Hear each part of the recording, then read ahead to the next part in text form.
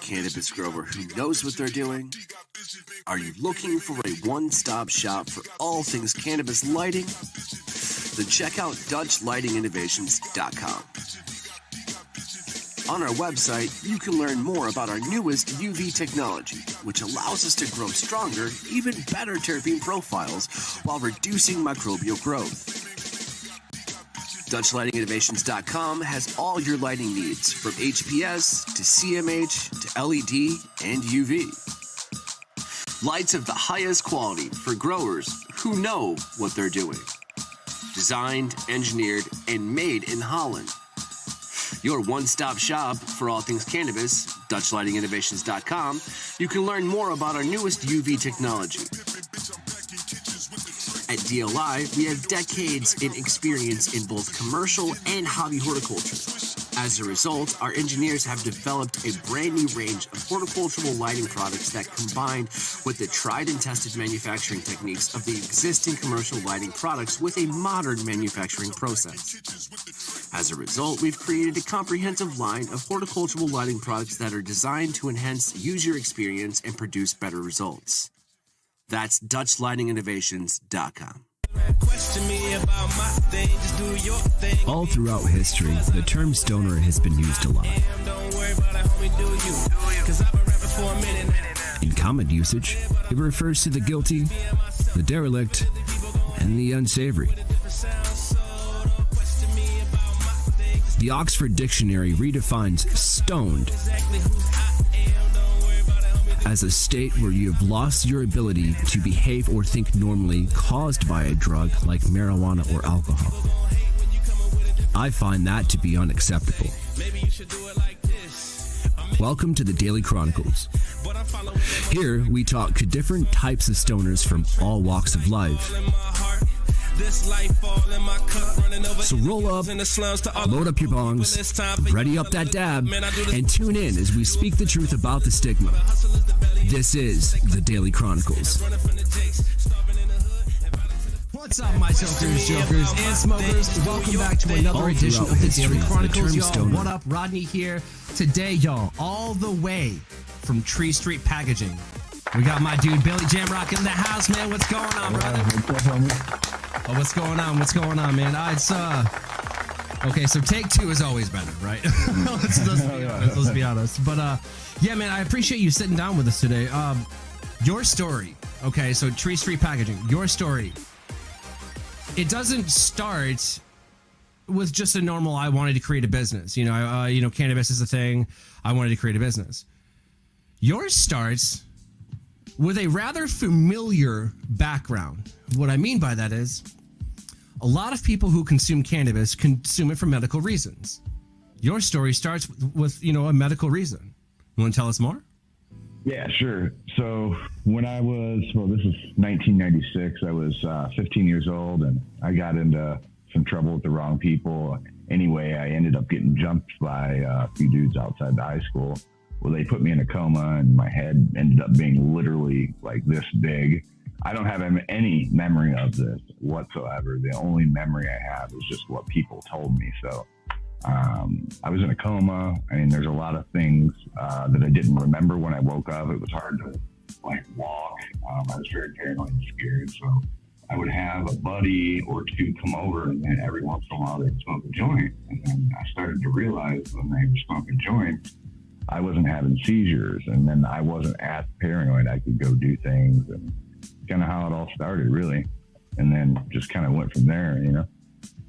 So taking a minus or a negative and adding it, making it into a positive, that's iconic as shit. That's very underdoggy. You know, it's not a word, but I'm going to use it. But, you know, it's niche as shit, you know, and it's interesting because to me, that encompasses the entire caregiver movement in the state of Michigan.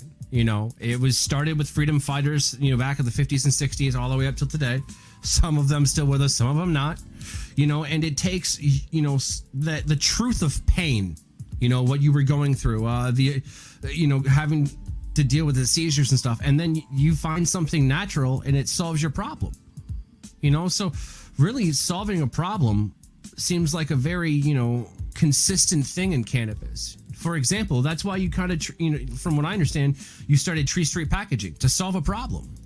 Yeah, well, I mean, it's just to be 100% honest. I mean, I didn't even know it was really solving a problem at first. It took a little bit of time to really understand that, hey, this is helping me. I thought I was just getting high and having fun with one of my friends that would come over and visit me because I was too scared to go out of the house, you know? Right.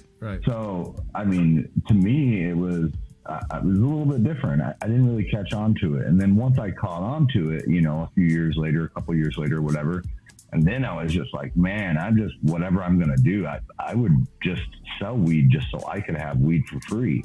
You know what I mean? And then eventually it was just like, I got to kind of do my own thing. And then I grew weed for a while, and I really liked doing that. And then I got raided.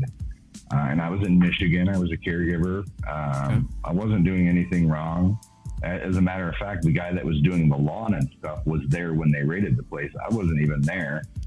And that whole thing took a lot out of me. And then, yeah, it was a tough time, man. So, I mean, there was a lot in between, like, you know, when I was a kid and then going through the whole thing and then starting street packaging. So there's a lot in the middle there.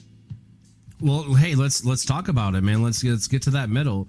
You know, the middle is the best part of any sandwich or Oreo. You know what I'm saying? So, speaking of that middle, let's start with the first time that you smoked weed, man. You know, that's a pretty good place to start. So the first couple times I smoked, I don't even think I really got high, to be honest with you. Okay. But I don't think it was really until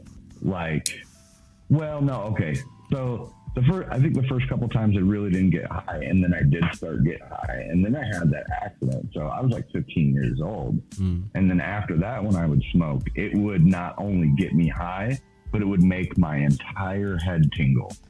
And then when I got off probation, I was on probation for cannabis, for growing with something I was legally able to do. But when I got off probation, I smoked weed for the first time. That is the first time since then that I got that same exact sensation again. It was like my brain, it was just, I can't even explain what washed over me, but it was like, it's one of them moments, man. So it was, I don't know, it was weird, man. You know, it was like one of those things you find out when you're kids, like, man, they've been hiding this shit from us. Like, you know, and I think, you know, when you're kids, and you go to DARE. When I was in school, I had DARE. So they teach you that cannabis is just as bad as fucking heroin. So now you smoke a joint, you're like, man, this is fun. And I just seen friends of mine, you know, kind of go down the wrong, you know, hey, if cannabis is good, you know, why isn't this? So, and there's a lot of that. I've seen a lot of my friends die from, you know, hard drugs. I was fortunate enough just to stay away from it. I was always a really big alcoholic, which that was another thing that cannabis actually helped me get away from. You know, I don't drink anymore. Well, once a year. I drink and gamble the same day. And listen, if you have a day of sin, that's fine. You know, Catholics get to repent their sins once a week. It's only fair you get to have it once a year. So, you know, I too had a background, you know, we talked a little bit in the green room about music, you know, about alcoholism, cooking, you know, and we've moved on to other things. Now, you know, at the beginning of this medium, you know, kind of walk me through like how it was in high school. Like obviously, you know, you didn't get high the first few times and then you started, it kicked on. You talked a little bit about, you know, was it probation back in high school or was it probation later in life? I was a little confused. Sorry. Oh, both. But originally I was talking about the probation right from the cannabis conviction later on in life while I was starting street packaging. So if that's so, we'll get back to that. But I want to go back to the probation while you were a kid. Let's talk about that. Was that for cannabis as well? A couple of them. So this kid stashed a stolen bike in the front of my apartment, and I lived in the ghetto. They charged me with some bullshit. I was like 14 years old, and then it was more or less just cannabis and fighting after that. Once I gave up the alcohol, though, it was just that one charge for cannabis. I mean, alcohol was not good for me. I mean, it would make me stop having seizures and stuff like that, oddly enough. But it made me a different person. And I'm lucky, very, very lucky, because you can ask anybody that knows me, I turned into a different person when I drank. So I'm very thankful to be alive still. I mean, all the shit I've been through.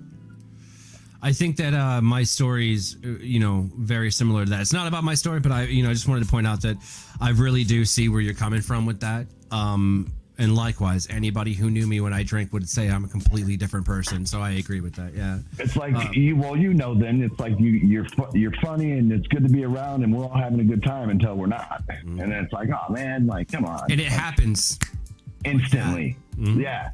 Like, I don't even know what, like somebody flipped a light switch. Like, oh man, somebody just turned this dude on. You know, imagine, imagine filling a cup and, you know, it holds exactly 4 cups or exactly 1 cup of water and you pour like, you know, a little bit more, like, you know, 1 cup and an eighth and it just a little trickle over the top. And then it's all shit lost. I don't know, man. I just, I'll be honest with you, back when I was young and I was drinking, I didn't like myself. I mean, yeah, weed was there, no big deal, but we used that to cure hangovers. We used that as a safety brake. Honestly, we used that because it was a more effective fucking cigarette. You know what I'm saying? and that's the point. And it smelled better, we thought. But the drinking got really bad because it was like, dude, I'm fucking hungover. I got to work today. Oh, I'll take a couple shots, you know, to kind of mellow it out. And then that became habitual. You know, that became an issue. And then your judgment's tossed out the window. So, you know. Here's how bad it was for us. Our band had a 2 beer minimum before we would get on stage. 2 beer minimum. If we didn't have 2 beers enough, we were like, I don't know if we can do this, guys. Like,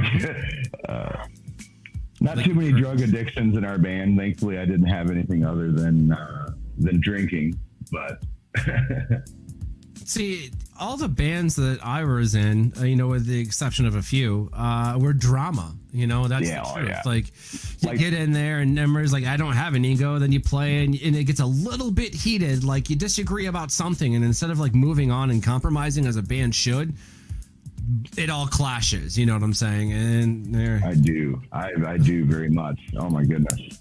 Yeah, I was always and not to say that I didn't do bad shit, because I'll be the first one to tell you, man, I wasn't 100% good all the time. I mean, the chances are if some fucked up shit happened, it was me and the bass player that did it. You know what I mean? Like, but you learn from those experiences and you try to move on. But I was always the manager type of guy, and like, hey, we didn't make any money this show because you guys spent all our money on coke, or we drank all our money this weekend. How are we getting to Texas? We're in St. Louis. Like, what, you know what I mean? Like, many situations where it's just like, holy crap. We're in St. Louis. We need to get to Texas, and you're only so pretty. So, I mean, fuck, you know. I feel that. Actually, right? I think that was the St. Louis, Wisconsin trip, now that I think about it. I think we were going to Wisconsin next. So speaking of art, you know, the Banksies behind you, gotta appreciate those. You gotta appreciate those. Heck yeah. So, you probation, fighting, cannabis, growing up, when did the seizures, were the seizures when you were younger? Did they start happening? Like, when did they start? So like right after the thing outside the high school with the kids, that's when it all really started happening. Okay. So after that, it was just, kind of intermittently. And like I said, I kind of figured it out, kind of trial and error. Right. But I mean, they still come along, stressful situations. I mean, there's certain times. Mm-hmm. And in Michigan, you got to wait 6 months. If you have a seizure, I can't drive. You can't drive. Right? Now I'm stuck, hoping somebody's going to give me a ride. My lady, she's awesome. So, I have a lot of friends with, epilepsy, forms of epilepsy, rather. Sorry. They don't like to be called epileptics. I found out, it's for some reason they don't like that. So, okay, cool. They have forms of epilepsy. I'll admit, I don't remember exactly what to do if a person has a seizure. Roll them over. Roll them over so they're facing down, so their tongue's not going down their throat. Yep. And but then you got to worry about them biting their tongue too. Correct. So I heard take your belt off and stick your belt in their mouth so they don't bite down. I heard that too. I got a really short tongue, so I come lucky. Have you ever bitten your tongue during a seizure? Yeah. Man. Oh, see that right there. I can't. I could jump in and try and do what I got to do, now and flip them over, do what I got to do. But if I see somebody that's bit their tongue, I don't know what it is. It just makes me cringe. I'm going to help you. We're going to live through this, but I'm not going to be comfortable doing it, Either way, it's scary, it's scary. Now, so we're getting out of high school. Okay. You're very dropped out of high school because of the paranoia and everybody thought I was like paranoid, maybe, type of thing, but it wasn't that I was paranoid. It's the PTSD. We find that later in life, that these things cause traumas in my life. Like, I mean, I'm pretty well under control now. I still don't like being in a situation with a lot of people, but it's something to get used to. I go to shows and stuff all the time now. So, I mean, I kind of get used to it, and I smoke a lot of weed, and that helps out a lot because now I feel like, hey, I'm good. I'm in my element, and then eat. And then I see people obviously booth to booth. I'm like, oh, heck, I know you. So it's pretty cool nowadays, but it took a long time to actually get to that point. So, it's definitely better than it was. I've found that, being comfortable in the situation, the vibes, it helps, with dealing with the PTSD, with the traumatic, undiagnosed traumas of life and things of that nature. And here's the thing. Much like weed being legal here in Michigan now, years ago, if you would have said undiagnosed trauma, they would have been like, whatever, dude, and kind of shrugged you off. Or PTSD, be like, come on, you weren't in the military. You're like, the fuck, Mm-hmm. And that's nothing against our friends and fam in the military, y'all. Like, holy shit, we appreciate you, but at the same time, PTSD isn't just succinctly for them, and where did that stigma come from, It's like, shit, people. Well, I mean, childhood traumas too. I mean, there's a lot of that that's also considered in there now too. And I mean, we're talking about what I feel like when it was our generation, we had more traumas because I don't know. I don't really know. I don't know. I just feel like there was a lot going on in our generation. How old are you? You're probably born in the 70s, 80s. No, I was born in the latter 80s. I'm 35 years old. Oh, yeah? Mm-hmm. Oh, really? So you get the little patch of gray like I got. When a ginger, or as an Auburn American as we're commonly referred to. I seen your comment earlier on that thing. I hope you would. Yeah. Okay. Sorry. Go ahead. That was funny. The grays just started happening, but they happened early on because I was so stressed, and so it's interesting because, and I've done this more to your point, I've looked at a picture of my father, at my age, and me, there's a lot more gray on mine, and that's just indicative of stress. At least that's what I'm going to tell myself because, well, he's an asshole. So there's that. But yeah, no, at 35 years old, we did go through a lot of bullshit. It was the strongest influence of, the bullshit from the 80s, all of the, they call them cocaine wives, if you will, were turning harder shit, and Richard Simmons was fantastic, and started teaching people how to before, what was it, Total Fitness and all of that shit, you know, and it was just an interesting period. And then in 97 or 96, you had Mr. Bill Clinton come on and have to publicly apologize to the nation that I did not have sexual relations with that Monica Lewinsky. I mean, holy shit, you interrupted my football game for this. Like, I don't give a shit about your politics, you know. And it's just interesting. And then the whole downfall of the economy. I mean, what do you do? What do you do? You just keep going, you know. You just keep going. But keep your head down, and I think, I mean, as far as the downfall of the economy, I think networking is huge, and then, you know, making sure that you help also, like, you know what I mean? Somebody needs something, I'm down to help, you know, if it makes sense. You know, that's what it should be. We're a community, and I try to make it more, like with us, we try to make it more, we would rather work with you than against you. So I try to make a lot of partnerships in the industry as well, because there's plenty of things that we don't do. But if I know other people that do those things well, exactly, then they'll do the same for us too. So that's what I try to do, and I've been doing that for years, even back in the band days, man. And it's interesting because I feel, and I'm not trying to assume or anything, but I feel that one of the main reasons that you're so helpful, you know, at the appropriate times, is because of the trauma that you endured. Yeah, for sure. I don't want people to feel, for sure. Exactly. Like back then, you're like, hey, because it always goes to, you know, it is just like this in those situations. Hey, man, why did you help open my door? Because at one point in time, I wanted somebody to open the door for me. You know what I mean? Just the right thing to do. Exactly. And, you know, and it's like, so if I would have grown up poor, you know, then I would bust my ass to make sure that my kids didn't grow up poor. You know what I mean?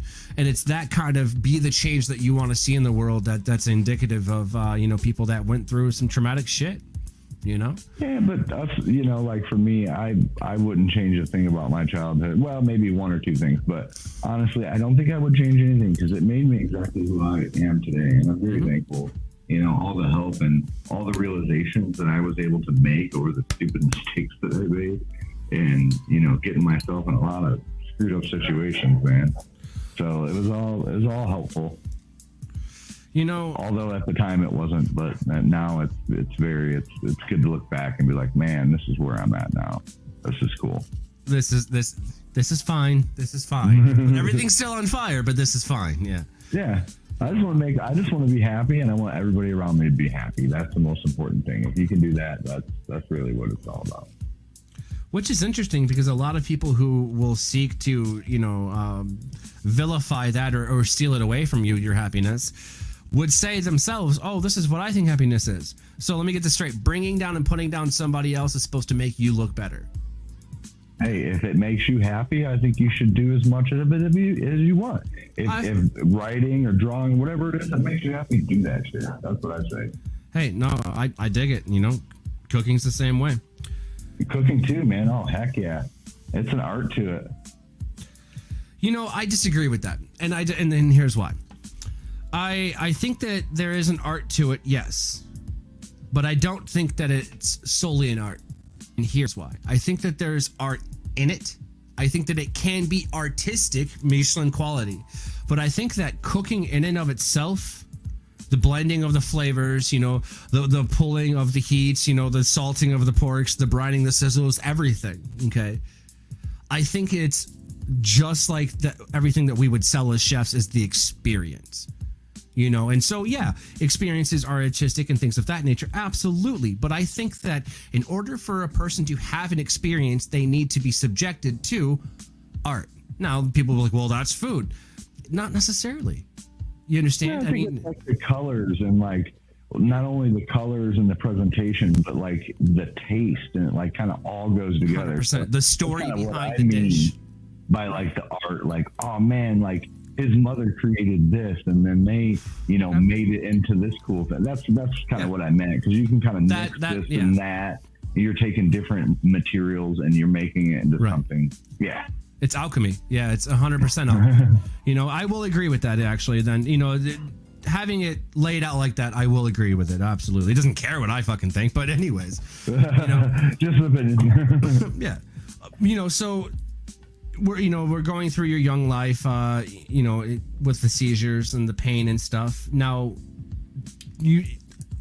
suffice to say, cannabis seems like it's pretty consistent throughout your entire life. Yeah. I mean, a couple times I had to quit here and there, but other than that, yeah. For like jobs or some probation maybe or something. Yeah. So ever since I was 18, I kind of worked for myself, man, just because I couldn't pass a drug test. So I always had whatever I had to do, Doesn't matter how much you study for those drug tests, you never can pass them if you can. Well, probably nowadays you can, but when you're 20 years old, you don't know what the hell you're doing. A lot of people nowadays are so short-staffed that they don't give a shit. They don't. Well, I mean, if it's just weed, come on. Yeah, I mean, that's a different story. Yeah. And that's what they. Right. So when I was on probation this last time, I really challenged my probation officer, and I feel bad for the lady because I was not pleasant to deal with because I had a lot of facts and I was presenting her with a lot of facts and scientific and well published facts, and she was not listening to it. So I did all the legal channels. As soon as I got put on probation, I hired a new attorney to get off of probation. I mean, literally the day. So I'm presenting all these facts to this lady, and she is just cold-faced, just like, well, we don't care. This is the law. I'm like, lady, the law in Michigan was started for seizure patients. I'm like, just because I got arrested and I got put in this situation because of myself does not mean that I'm not able to have medicine. And she fought me every inch of the way, dude. And she could have threw me in jail so many times. I mean, I was cussing at her at sometimes, dude. And she was just calm as can be. And I got lucky to get that her but no, I got stopped in the hallway. Probation officer seen me shaking because I had to take Keppra and Depakote and these other things, and they were making me physically shake.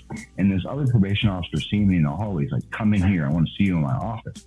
And I always dressed up in a suit and tie because I fuck them. You know what I mean? I'm going to fucking dress up coming in here. I don't give a fuck if it's probation means. You can ask every fucking time, dressed to the nines.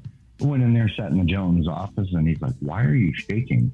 I was like, I had seizures since I was 15, and cannabis is the only thing that stops them, and they got me taking these pills, and these pills make me shake. It's one of the side effects, I guess. And he's like, oh, well, we're allowed to blah, blah, blah, blah. So literally, I got out of that dude's office. They called me in my probation office. I tell her what just happened. Okay, next time you come in a month, I'll tell you what's going on. I come in. Oh, I talked to the judge. We're not gonna do anything about that. You're not allowed to have it. It's against the law. They just kept doing that. So I had to hired another attorney before, which is Bruce Leach. I want to pitch his name because he did a very, very good job. He did the impossible. I had a 36-month sentence. He got me off in 13 and a half months. Yeah. So I don't know how the heck he did it, but between him, we hired a cannabis scientist, and then also my cannabis doctor. Between those three, they were able to get me off of probation. Our brief was that they would either let me medicate while I was on probation, and that I could drop dirty and I would be good, or they would just let me off probation and just say, fuck it. So what they really did was they let me off probation, because if they would have let me on medicate on probation, it would have almost set kind of a precedent, and people could go back and be like, well, look at this case, this judge, or you made this, you know what I mean? So I think that's why they did it. I'm not sure, but they let me off either way. Thankfully, it was a good day that day. I'll tell you, it was one of the happiest days of my life. Hey, getting off is generally pretty happy. Oh my God. I get tears in my eyes thinking about it. Woo. That's good. And as you should, so moving past, that in your life, once you kind of had to stop, taking, and you created a system. Okay. You knew, hey, when I got to do this, I got to stop for a few days so I can pass this test. So, we create these ways around, these inner workings, if you will, to get to the desired location or the end result. In this case, no fucking probation, right? And so, fast forward to when you said, I remember you mentioned earlier, getting rated as a caregiver in the state of Michigan. The fuck happened there, man? Dude, they were raiding everybody. Like, literally, I mean, I don't want to take it like I was the only one, because I'm going to tell you there's thousands of people, and there was probably worse circumstances than I was. So, more or less, I was just caught in the battle, and they seen me. I was the easy target. You know what I mean? I thought I was doing everything right. And as a matter of fact, I was very versed on what I was doing and how I was giving it to patients and like everything. And I thought I was doing it right. And I even told, you know, everybody that I thought I was doing everything right. And they just looked at me like, kid, you broke the law. I don't know what to tell you. Like, blah, blah, blah, blah. I'm like, but I have seizures. I'm helping people.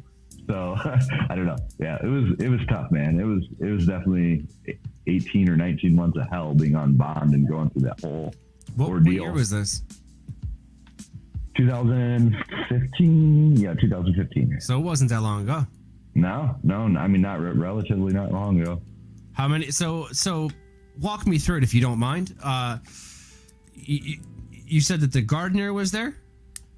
So there was a guy that I knew, and he was more or less just helping me out. Okay. It was my place. So they caught him in a common room. My grow rooms were completely locked, and he didn't have keys on them. He more or less mowed the lawn and swept them off the floors and shit like that. That's all he did. Custodial shit, right. Exactly. So they caught him in there, and he started singing 11 or 12 pages on a police report about nothing he knew anything about. So he just made up a whole bunch of shit and just said, no, this is what's going on. As a matter of fact, I'm growing over here too. Come check out my place. Like, dude, you just narked yourself out and you just fucking said a whole bunch of shit that wasn't true, but it didn't matter anyway, because they turned him state's witness against me a year into this. So now they didn't have any evidence at all whatsoever. If he wouldn't have turned state's witness, he could have kind of went against them, but instead, he was a co-defendant, but not really. He was a narc. So, okay. I mean, yeah, you know what I mean? The thing about it is, he got the same amount of time that I got, the same charge, everything, and I kept my fucking mouth shut. You know what I mean? Like, it's insane. And I told the kid, I was like, if cops ever come here, just shut up. Just shut up. Don't say one word. Nothing. And you're going to get out of it. So speaking of shutting the fuck up, I've got some pretty good friends in California that's what they say. When cops ask questions, shut the fuck up. That's a huge shout out. And all of the love sending to the Pop Rosa Law. What up, guys? How you doing? They're doing a damn good thing. As a matter of fact, their script has saved my ass. You know, I got pulled over. I wasn't doing anything wrong. Literally just, routine traffic stop. Which is whatever. So license, registration, proof of insurance, and as soon as they came to the window, I started the script. Okay. Now, I may have been doing something wrong, like a few miles over. It wasn't anything reckless. I was doing like 5 over. I won't lie to you. So I knew I could get a ticket. Not really over though, is it? No, it isn't. But if the cops wanting to be pedantic, they can try and enforce it, hoping that you'll just pay it. And it's a risk. It's a gamble. 5 you're fine, 10 you're mine. I was doing like 5 over, but whatever. So I just said, fuck it, I'm going to run it. And I stuck to the script. She went back, came back, handed me my license, told me to fuck off. Literally her words, fuck off. I was like, yes, okay, ma'am. say it. You got it. Say it. Like, there was no problem. And I could tell there was frustration because they get mad because you, by just sticking to the script, you know what I'm saying? And I'm going to make you motherfuckers go look it up because you definitely should. PopRose@law.com, I think it is. I know exactly who you're talking about. Yeah, for sure. Look it up, learn the script. I do know the script. I'm just baked right now. Love you boys. I'm sorry. We'll have them back on. They'll make fun of me. But, just that's, it's, may I ask you why you're pulling me over? Fine. I'll tell you the fucking script. Goddamn. I had to remember it. Now I want to say it. You ask, may I ask why I'm being pulled over?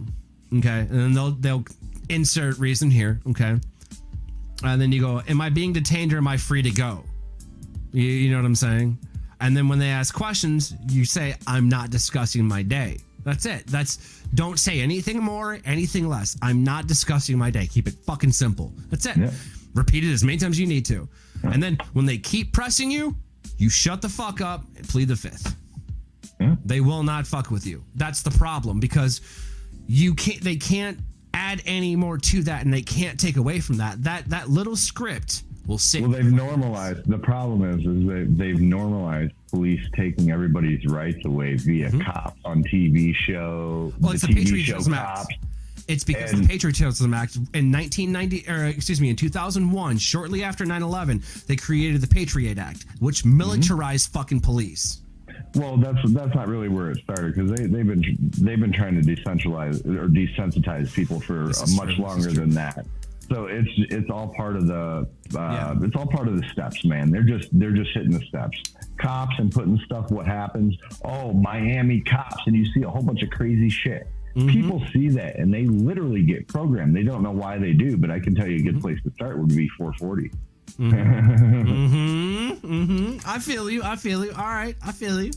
You know, I feel that our backgrounds, similar backgrounds, give us a very, similar perspective on life, and it's interesting because I grew up trusting the system for so many years blindly, going, okay, as long as I work, I'll be able to afford this, live my life. Maybe not like that fat guy, I'm just kidding. But, it's just like, it is what it is, like. Right, you'll be happy, you'll be successful, right. Yep. Like, I could, a wide picket fence, okay? Yeah. And then I wake up and I go, the only delusional thing here in this reality is that idea, that concept that was sold to us. Exactly, and it's interesting because going back to what you said about DARE, okay? I also had DARE.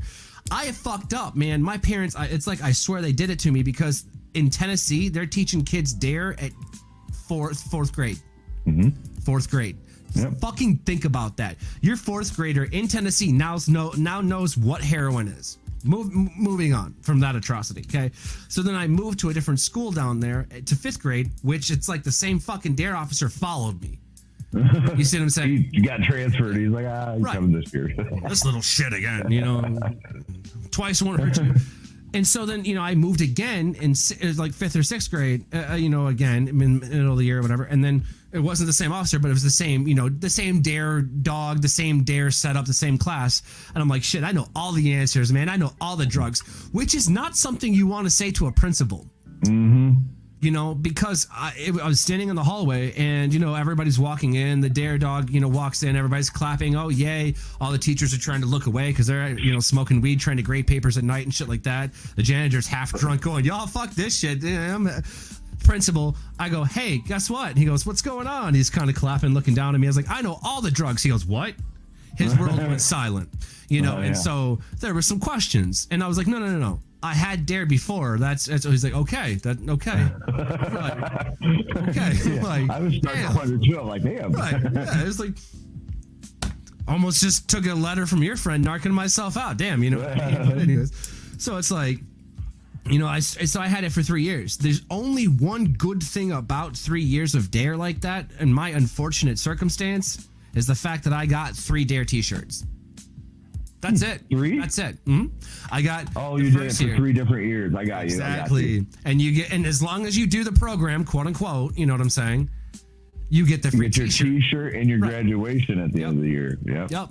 So I had 3. You know what I'm saying? I don't know what happened to the paper, but I can tell you this.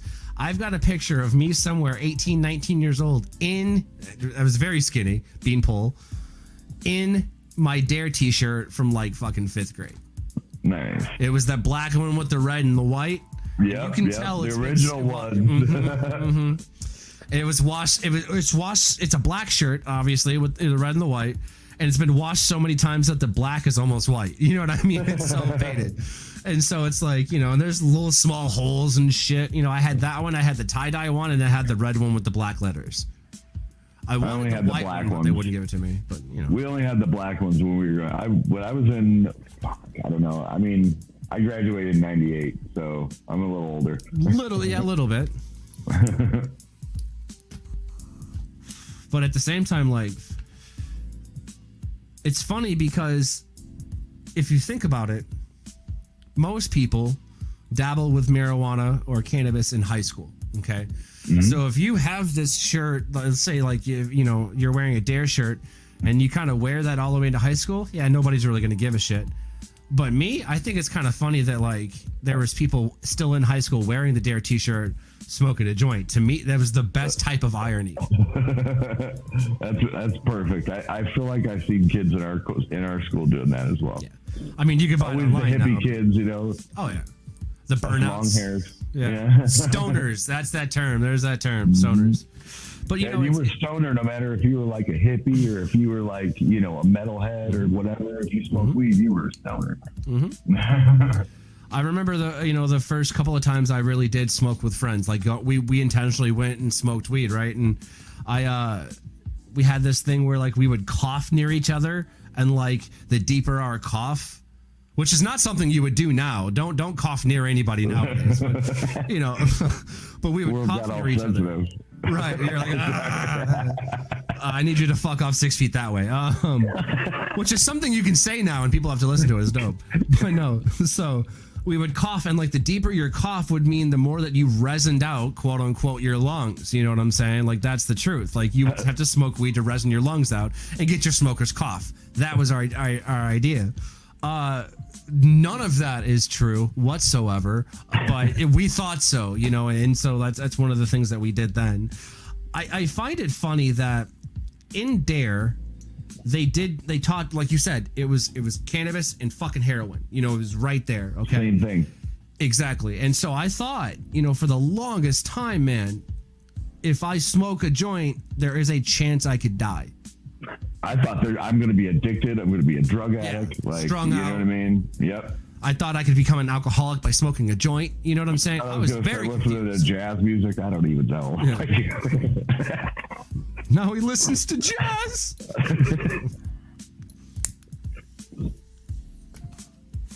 Oh, that's funny. But no, like, Dare fucked us up. Yeah, it did. The only thing Dare taught me. Well, okay, it taught me two things. One, don't be a fucking narc. It doesn't matter, whatever. Like, if someone's doing hardcore drugs like heroin, yeah, maybe narc on them, maybe try and save their life. You know, it is what it is. But, like, if someone's doing a line of coke, I'm just like, could you just not? You know what I mean? Like, I'm not going to narc on you because, honestly, I don't really even give a shit. But could you just not do that around me? Like, you know, it is what it is. You're smoking weed. Yo, why didn't you ask me? Well, I mean, here's weird. Well, you were in music and stuff too, so you know. So I've been offered coke a million times, million times, maybe more. I've never done coke, not one time, me personally. I've never been offered heroin. I've never been offered meth. I've never been offered a lot of different hardcore drugs. So I think there's like, but it could be like everybody knew that I didn't do drugs and shit, so I didn't get asked. But at the same time, I think it's kind of, you know, people running packs, and if they know you're like that, oh, you do coke. Oh, you ever did any of this? So I don't know. I guess I was absent when it came to that. Like I was oblivious and kind of like my best friend was a heroin junkie, and I didn't know it like for years. I had no idea. Like I just never did it. I never even did pain pills and shit, you know? I've lost a few friends to harder drugs. I won't lie, you know, and it's I do question sometimes in my mind, yo, what would they be like today? You know, they'd be like, oh, weed's legal. This is fucking sweet. You know, finally you can wear tie dye in public and not be laughed at as a hippie or something. But you know, they both were amazing hippies. They really were. I don't care what you say. They would laugh, but I think that, you know, telling kids, even at the earliest stage like that heroin is the same thing as weed. What? How dare you? Like that's a whole different category. And of course you're going to say, well, weed is a gateway. It's a gateway to happiness. It's a gateway to non-hardcore drugs. And now it's interesting because let's go back to the 60s and the 70s and the 80s. Okay, well, let's just do that. Let's more specifically, fuck it, the 80s and the 90s. They have openly admitted, the government, to putting crack cocaine in any inner city hoods, in neighborhoods, and creating this entire epidemic. Okay? CIA. Correct. That way, to drive what I'm going to say, the undesirables at the time, out so that they can gentrify areas and things of that nature. Okay? This is, the way that they wanted to, whoever wanted to change the world. They thought this was the cure. No, you're openly killing people, and you're hating against people. You're creating this hatred. I try time and time again to imagine a world where that never happened. You know, how much more prosperous would it be? Would weed have been legal way sooner? You know, my mind, it melts at the idea, you know, waiting just to be sopped up by some kind of like fucking, you know, I don't know. Well, it goes back to what, 1937, I believe, was Harry Henslinger, when, you know, he was trying to save his own job is really what it was. They weren't getting enough arrests with cocaine and heroin and shit like that. So they came up with a harebrained scheme to really fool people, and they came up with the name marijuana because nobody knew what marijuana was, because it was called cannabis or hemp. So they outlawed it, and everybody's like, yeah, it does all these crazy things. And I mean, that's where it all started. And then, I mean, if you go back, I mean, 1971, I want to say, is when Nixon really started the drug war back up again. Right. And then obviously, you know, it's been hell since then. I mean, think about all the stuff that the Bushes has done for the drug war. Holy cow, Clinton. I mean, it's bad, man. I mean, it is. That's why everybody narcs on everybody, because they're like, I'm not going to sit in jail for 20 years for this shit. Mm-hmm. They're like, nope, this ain't me. You know, I don't care if I did it or not. And so now it's you know, it's sad, because it's like, you know, it took one person of power standing around a pond full of piranhas to realize, hey, if I take this steak, weed, you know what I'm saying, and I throw it in, they get excited and they swarm and they'll do whatever I want. You know, I can train these fish, if you will, by feeding them this. And that's nothing to me. You know what I'm saying? Like, hell, I made it illegal to begin with. You know what I'm saying? That's the point. So they started trickling down, and it's become legal in the majority of states now, at least medical, you know, a lot, hopefully all the states to come. Worldwide, it's starting to happen. Greece is doing its thing. Israel. We won't talk about the meth-filled backpacks of pigeons flying into a prison that I heard about lately, but that's another thing. But we will talk about the drones dropping weed over people in Israel as a form of marketing. So that was pretty dope, literally, you know, and everybody turning around like that, it's becoming a new day and age, you know, for anything green, if you will. And so, like, I feel that the government's giving back only so much. They're never really gonna, and if they make it, you know, legal, federally legal or decriminalized, that's relinquishing control, and I don't think that they're going to do that anytime soon. Well, I feel like I understand the way that you're talking about it, but if we really think about it and we educate people, it's actually our will, and we're the ones that run the government. It's our government. I agree. As soon as we all start understanding that, and that we control everything that happens in it, and if we don't, then we need to be asking why. Correct.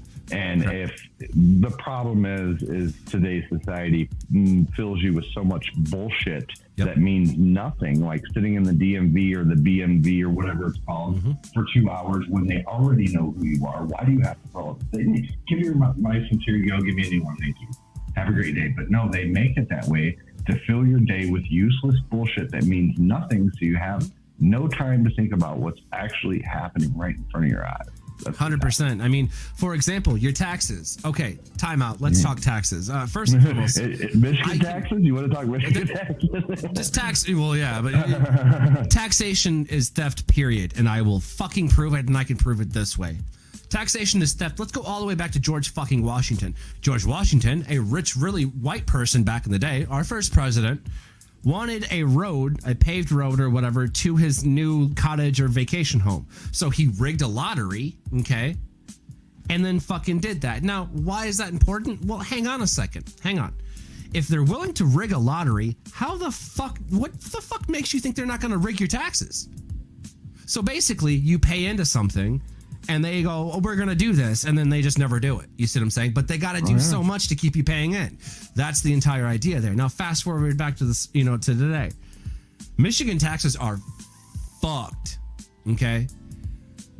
When you do your taxes, I just wanted to say Michigan taxes are fucked, sorry.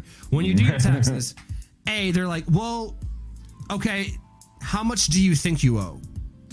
okay, that's not right. We don't like that. But how much do you think you owe? All right, well, we don't know. It's not our job to know, but it is our job to know. But we want to know how much you think you owe. But if you don't pay it, we're going to come after you. Oh, yeah? So wait. You're telling me that I've got to pay you the money. I'm paying it a shit that I'm never going to fucking see. In addition to, I don't know how much any of that costs, so I don't know what my taxation percentage is. Even if I did do it, if I don't fill out my taxes, I go to jail. But you won't tell me anything. Oh, yeah. They just supply you with the forms that you supplied them. And then tell you, this is wrong. How and do then you the final number, if it was, yeah. I had to cut that out. I had to get an accountant. It's too much. It's much worth it just to have somebody be like, oh, I know what all this stuff is. Hey, I got it filed once a month for you. No problem. And most of here's the fucked up part. Like back in the day, I could only imagine like stacks and shit on your desk having to fill this out. Man. Even if it's your John Hancock at that point, like, oh, goddamn, you know what I mean? I get that. Nowadays, like you can have an electronic signature, like, time sensitive things, which is pretty sweet. Most of it's digital, dog. You know what I'm saying? Like, that's the truth. Going back to like not having to deal with it, I just get an email confirmation that something's covered, or or this and that. It's very automated. But at the same time, the anarchist, my Loki complex, is just like, what happens if one thing falls out of that system and it crashes? Oh yeah, I mean, it's all bureaucracies these days. So I mean, it's really kind of almost set up to fail. I mean, it's sad to say. Yeah. Remember back in the day when everybody owned gold and they were rich, and then the government was like, hey, bring us your gold because you can't own that, so that you're rich, but then you were going to steal your money from the bank. Yeah, Remember the commercials? Oh, cash for gold and all that shit. Oh, that wasn't too long ago. No, yeah, it dude. wasn't. No, and then the price of gold shot. It was like, what, $1,800, $1,900 an ounce? Something, yeah. I remember that. Yeah, man. But, so we've made it to almost present day, okay? Why did you, having a background, music, having a background, obviously cannabis, a little bit of fighting, what made you want to do a packaging company of all things? Okay. So, the main reason is like when I was in the band, I've always been an artist and that type of thing. I didn't know how to do graphic design, but our lead guitarist was a graphic designer and he owned a t-shirt company. So he's like, man, I'll teach you some things so you can make all our flyers and stuff like that. So I just started making things, man. And my imagination just went wild. And I was just like, okay, this is cool. But after the band and all that stuff, I kind of hit it like a wall. And I was like, man, if I'm going to do this, like, I really need to study and think about it and really create a style and something that somebody's going to like. So realistically, I was doing logos at first, and I don't want to mess with any of the printing. And then I started to add printing here and there, and I realized that I actually are making money on printing, and I'm not making money on design work. I really am not. Right. So, and then that's when I started to shift gears. I was like, I need to be doing this right here because this is what's going to pay the bills. The graphic design and stuff and the creativity and the able to do custom work and the drawing and stuff like that. That right there is what will bring them in, and then we'll give them good product and make sure that what we give them is awesome every time. And I'm a stickler about that. If you don't like something, I want to know about it right away. If we sold you something that's not awesome, I want it to be awesome. I want you guys to say, hell yeah. You know what I mean? Because that's what I expect. I mean, there's nothing worse than getting a label or a bag that's the wrong size. Or, oh man, that's like that's the worst. I can agree with that. Yeah, absolutely. Yeah, so I mean, I don't know. I that's kind of how it came up. And then I've seen these other packaging companies and startups and people that weren't startups have been around for a long time, and I started seeing the mistakes that they were making, and it was just little things. So I started just taking those mistakes and being like, okay, these are the main things that we do. You don't have to call 800 number. You can just text me any time of day. Okay. You can just pick up the phone and call me. If it's Bodie's client or whoever it is, just call the dude. You got his number, just text. So that was one of the things that I was like, nobody else is doing this. And then another thing that no one else is doing is there's a lot of great printing companies out there. And I really mean that. I mean, it's not like we're the best in the world and like blah, blah, blah, blah. The problem is they don't have a good creative team most of the time, and then creating that vision and being able to make that packaging or whatever it is, labels, whatever it is, stand out on the shelf. Because when you got a gummy package and it's sitting next to 20 other ones, which one are you going to pick? Which one are you going to pick up first? Because most people are going to be like, show me these 3 or 2. Right. You know what Which I mean? one stands out. Right. Exactly. Which one passes the look test? Mm-hmm. You know, now they're looking at, oh man, these 200 milligrams or 500 or whatever they go, you know. Yeah, so that's what I think. And I mean, I think I'm in a unique situation because not only have I sold weed since the 90s, I also grew weed. I made my own brand, all that stuff. I did all this stuff for myself before. So like, it was like a light bulb one day. I was designing something. I was just what am I doing? Yep. Wait a minute. Like, this could be sustainable if I added more printing. Yeah, so it's been a cool journey, man, and we're still on the journey. It's not like we've stopped, and you know, it's an ever expanding, you know, operation. It's always just going to keep going, adding more things every year, new capabilities. Definitely adding more creative people on the team because we still kind of get swamped sometimes. So, but this year it's not going to happen anymore. Hopefully. Creative, at least. The printing right now, we're pretty backed up on printing, but usually this time of year we have a whole bunch of annual orders, and they tie us over until the end of February. Oh damn. Yeah. So that's fun time to be a printer. Putting in that overtime, I tell you, I would like this, you know, not to impose myself, but I'd like to come take a look at your operation. Anytime, man.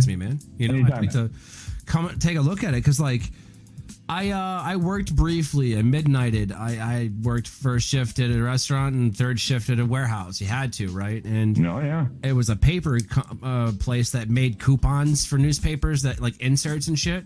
And just watching it, you know, and the sound is amazing to me, you know? Oh, yeah. Well, they probably have Indigo. They have an Indigo. I don't remember what the machine was.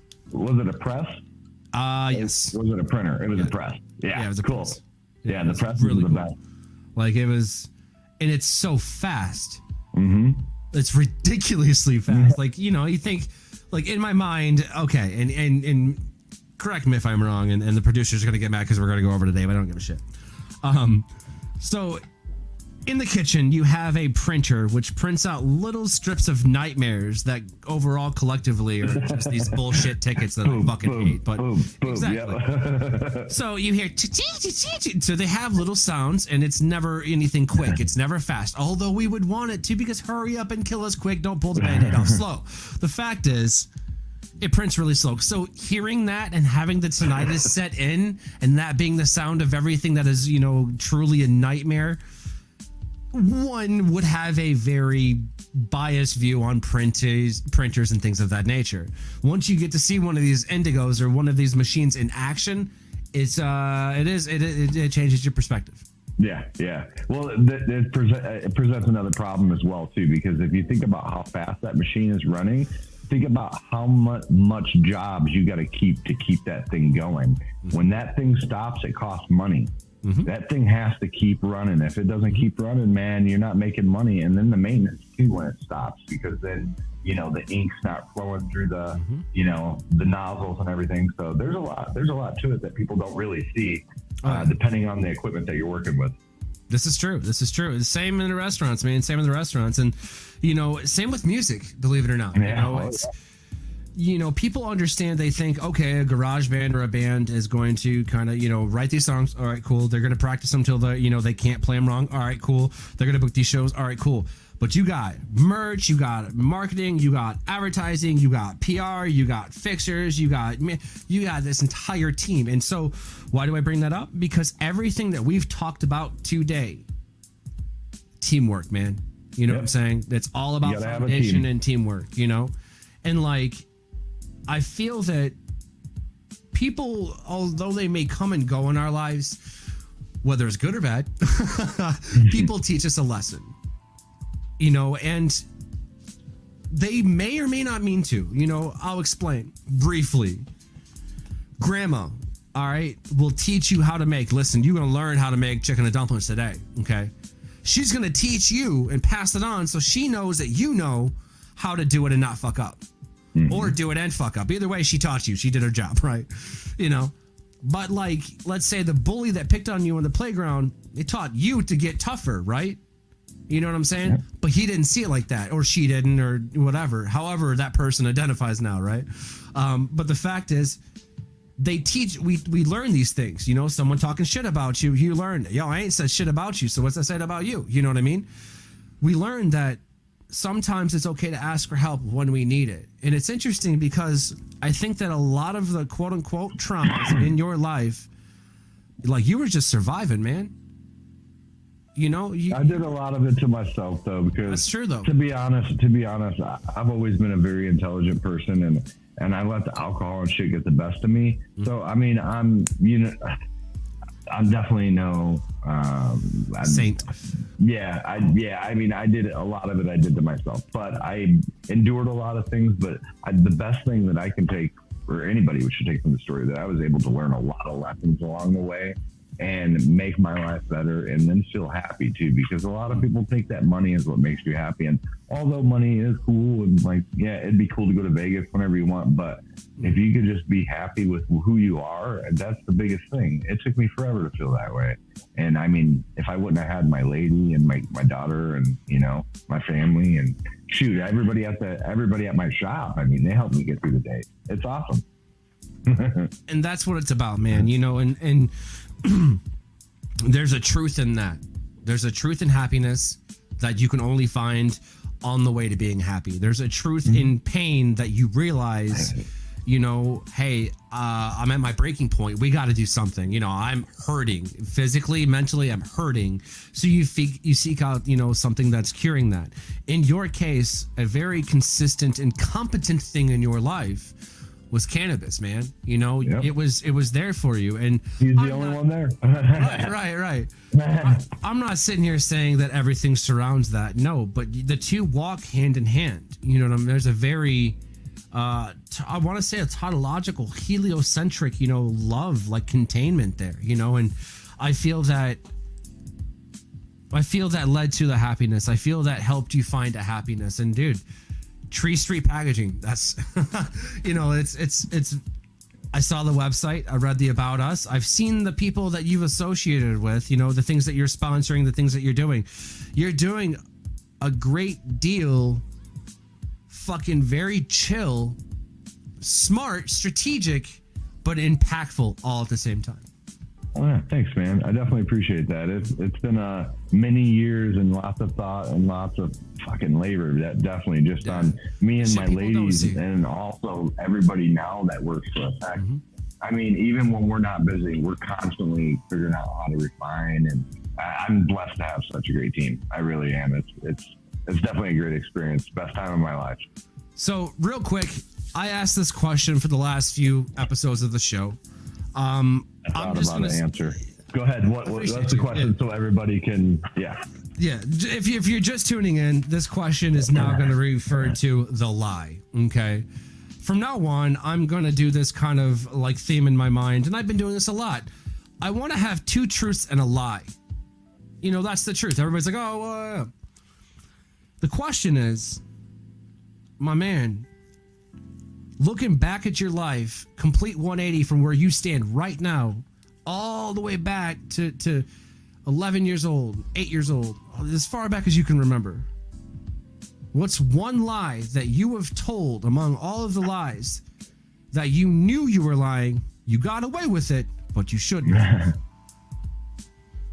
Oh, man, I thought it was a different question. That's okay. So I don't know. I don't know if it's necessarily a lie, but this is what I was thinking about over the little bit of time in the green room and we're talking about on the show. So years ago, I had a partner when we were doing the grow and everything. And I feel like that I actually feel like I really did him wrong. And I lied to him and I lied to myself. And I feel like I did get away with it, but at the end of the day, I really didn't, because I lost a really good partnership. So, I mean, you could take that both ways. Like, yeah, I did get away with it and things, I mean, they worked out, but, you know, maybe it could be different if it weren't for like those things that happen. So, but yeah, that's what I was thinking. Yeah, and I may have worded it a little differently, and I apologize for that, but no, that's okay. The idea is the same. You know, the idea and the concept are the same. Excuse me. I find that, you know, we tell a lie, okay, whether anyone knows about it or not, okay, with an intention behind it.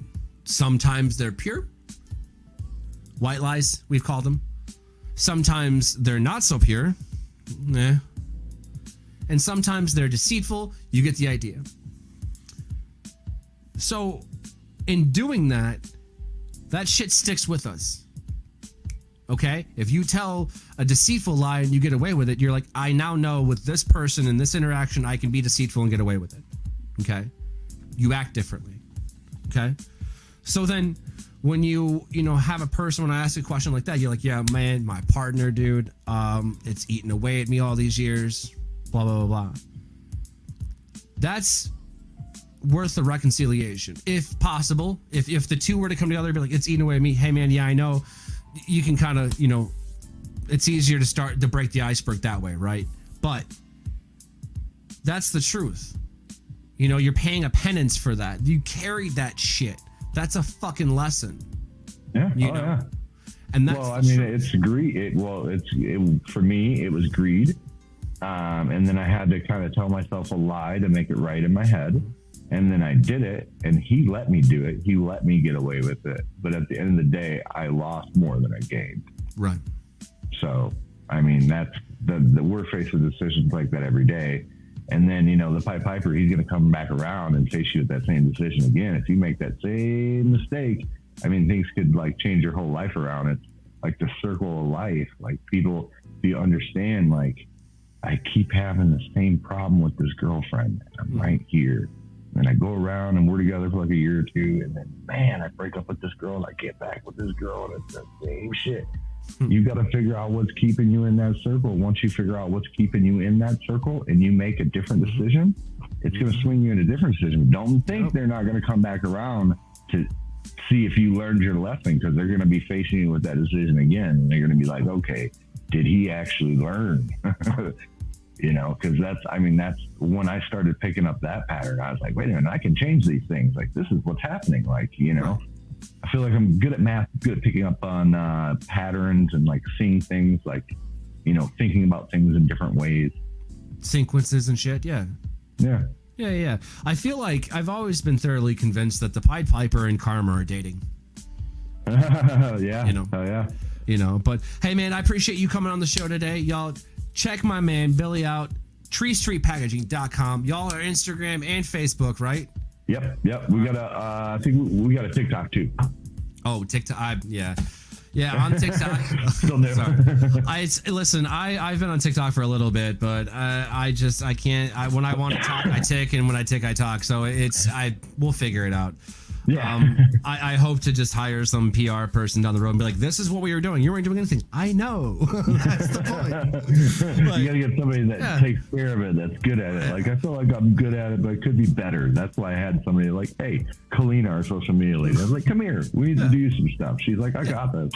No problem. I feel that, but at the same time, I don't have that level of jubilation of my body. You know what I mean? It's just kind of like, I can tell you guys, we do have a lot of cooking stuff in focus coming soon, so it's pretty cool. As a matter of fact, it's all uploaded, it's all been filmed, it's all done. I just have to edit the shit. So however long it takes to do that, that's when it's coming. But no, Tree Street Packaging, yo, I'm seeing them popping up everywhere. treestreetpackaging.com. Make sure you check them out. I've seen stickers, I've seen logos, all kinds of shit. Honestly, if he can't do it, he's going to help you find the person to do it. Oh, yeah. Make sure you stay on afterwards. Maybe I could send you a hoodie and a hat or something. Hey, dude, that'd be super dope. It really would. Especially because I'm a very cold person, which is very oxymoronic given my Nordic blood. But but it's all right, man. Thank you. I appreciate you coming on the show. I really do, you guys. Again, treestreetpackaging.com. Check it out. But until next time, my tokers, my jokers, my smokers, we'll catch y'all on the flip. Thanks, Billy, my man. Thank you.